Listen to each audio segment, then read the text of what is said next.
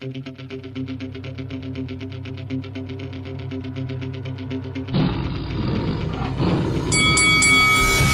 is Carl the Cobra Frutch, and you're watching Lights Out. This is Faisal for Lights Out, proudly sponsored by Spartans Law. We're here in Birmingham for yet another exciting, magnificent 7 show. Delighted to be joined by Mr. Frank Warren, fresh off the back of another successful show out in Saudi Arabia. Frank, how you doing? And how excited are you for Saturday night? I'm very excited and I'm doing okay, thank you. Let's just talk about this show. Good test for Nathan Heaney. It was on the previous magnificent 7 show he become British champion. So now he has moved away from being the guy that wants the belt. He's got the belt. He has to defend it. Is the pressure on him now, given the fact that he's also sold 2,000 tickets for this fight?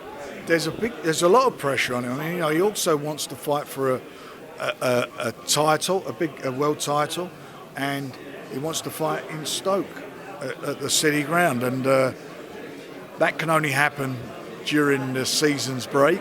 So he can't afford to slip up. He's got to come for a fight against a fight which is a tough fight.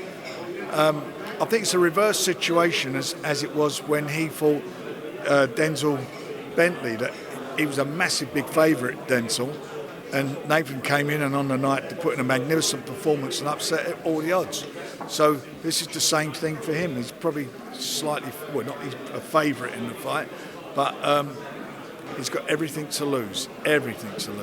Also, the return of Joe Joyce against a guy who's been around in the heavyweight division for some time, Mr. Cash Ali. Frank, this really is a must-win for John Saturday night, right? He can't afford to have 3 losses on the trot. He's got to win this fight. That's what he's got to do. Cash fancies the fight. He took it immediately, and and why wouldn't he? He's seen a guy that's coming off of 2 losses, but he cannot afford to lose this fight, Joe.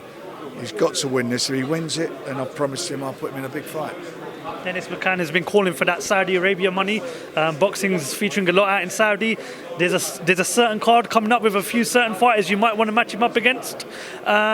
Good tough test for him against Brad Strand. But how ready is he to be pushed up to that next level if he can get the win on Saturday night? He's in a tough fight. They're both undefeated. And Brad Strand fancies the fight. And Paul Stevenson's no slouch. He's manager and trainer. Looks after Nick Ball. He's really well prepared for this fight. And I've seen the both of them up there. There's neither of them are phased. And Dennis is a superb fighter. But 2 undefeated fighters, anything can happen. It will be a tough match. And let's see what happens afterwards as regarding the big fight. But this is no given at all for either of them. Hamza Shiraz had probably the best night of his career about a month ago against Liam Williams. Obviously, we've got Nathan Heaney in this card. He's spoken about Chris Eubank Jr., Liam Smith. There's still a possibility of Denzel Bentley.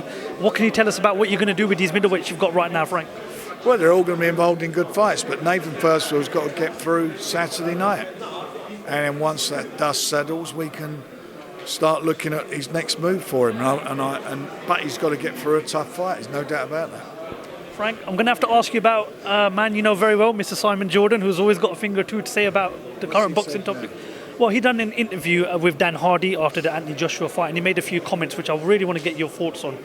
He said that the crossover between boxing and MMA fighters does bugger all for boxing's credibility, and that Tyson made a fool of himself against his performance with Francis Ngannou. I just want to get your thoughts on his comments, please, Frank. He made a fool of himself. He got caught with a good shot and showed a lot of heart and got up and battled through and won a fight. How's that making a fool of yourself? Simon, how can I put it? Simon knows everything about everything. That's where he's at.